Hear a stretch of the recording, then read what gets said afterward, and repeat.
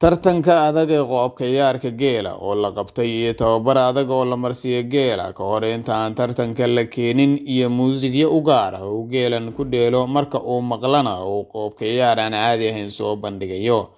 Tartankan adag isla markaana xiisaha gaarka ah leh ee loo qabta geela iyo geeleyda ayaa waxaa sanad kasta lagu qabtaa magaalada Boshkar ee maamul goboleedka Rajasthan ee waqooyiga waddanka Hindiya. Tartankaasi xiisaha leh oo ay kasoo qayb galaan kumanaan qof oo ka qaybgalayaal iyo daawadayaalba isugu jiraan.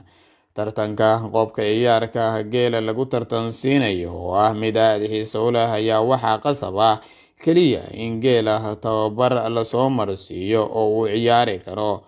Waana tartan si sanadle ah loo qabto oo abaalmarino qaali ah lagu bixiyo, sida kaalmaha hore lagu kala guuleystana la isku abaalmariyo.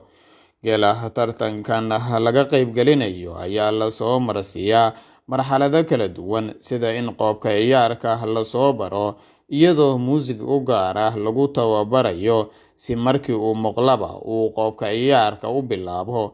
Ilaa iyo dhowr nuuc oo qoobka ciyaar ah ayaana lasoo baraa ka hor inta aan tartanka la gaarin.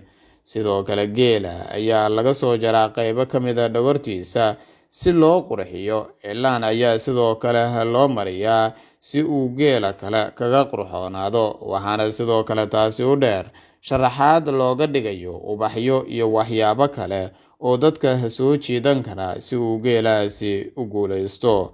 Dhanka kale, waxaa intaasi u dheer uguna muhiimsan, marka geela tababarka la marsiinayo in marba lug laga xiro lana ciyaarsiinayo si uu dheesha ula qabsado.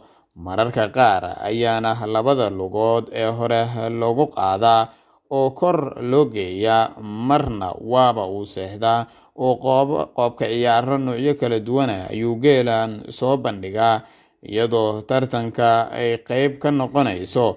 Waxaana sidoo kale heegan u ah rag arrimahaasi u tababaran oo geela siinaya hadba tilmaamaha laga rabo oo ay tahay in uu sameeyo geelani si uu u guuleysto, sidoo kalena tartanka uu kaalin weyn kaga soo muuqdo.